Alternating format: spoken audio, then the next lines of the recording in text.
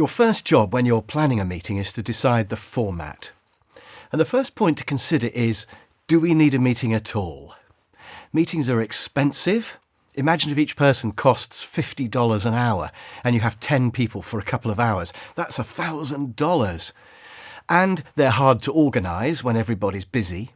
And also, they aren't always that productive. At any one point, there are going to be some people at the meeting who aren't engaged. Maybe the issue currently under discussion doesn't affect them, or they already know what's being explained. So the next option to think about instead of having that meeting is maybe you could possibly see the individuals one-to-one. That might be better, particularly if you want to talk to each of them, but they don't really need to interact much with each other. Another option is to email everyone, and this works well if the information is just one way from you to them, and you don't need a lot of feedback or discussion. Or if they're geographically spread out, or if they're extremely busy, and they prefer to look at their emails at whatever time of day suits them. Another option is technology. Personally, I'm not a great lover of conference calls, although we will look at them briefly later. But they are an option, especially when you're spread out geographically or people are working from home. And video conferencing is certainly a viable choice. I much prefer it to a conference phone call because you can see the body language and that makes it much easier to communicate in a group. And video conferencing is becoming a cost-effective option now that webcams are so good and so cheap, and the connection speeds are generally fast enough. Just two other factors to think about when you're planning the format of your meeting. First is, do we need to have any materials presented? Do we need a big PowerPoint screen or whatever? Or are we just going to sit around a table and talk? This is really worth thinking about in advance because nothing's more frustrating than arriving at a meeting when nothing is set up or no one can sort out the technology. And finally, a bit of an odd one, but could the meeting be held standing up?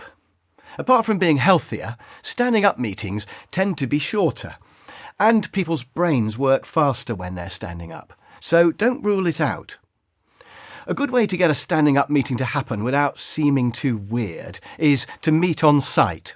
Have a look at the building or the machine, and as you stand around the project, you can have your meeting without realising that it's a standing up meeting. For small groups, you can even have a walking meeting.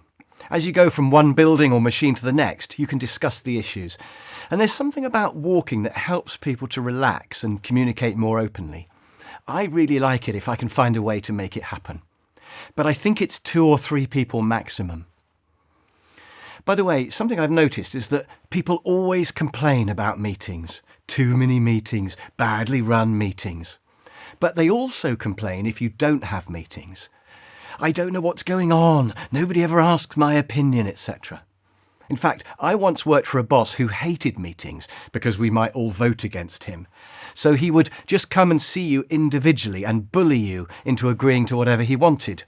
And it was a terrible place to work. You never got to sit around the table with your colleagues and discuss things. It felt like being in prison in solitary confinement. And with no friends, no team, it really was horrible. Once, when he was away on holiday, we secretly had a meeting. And it was great. It felt so good. So don't take your meetings for granted. And don't let people try to get rid of them because they take up a bit of time. Certainly question them. Do we need the meeting? Can it be made shorter? Only hold the meeting if it will add value. But they really are a great communication tool if they're organised well and if you get the format right. So, first, do you actually need the meeting? Have you worked out the real cost of your meeting? And could it be replaced by email or one-to-one meetings with each person instead? And second, if the meeting is needed, could it be done via Skype? What technology will we need? And could it be held standing up or on the move?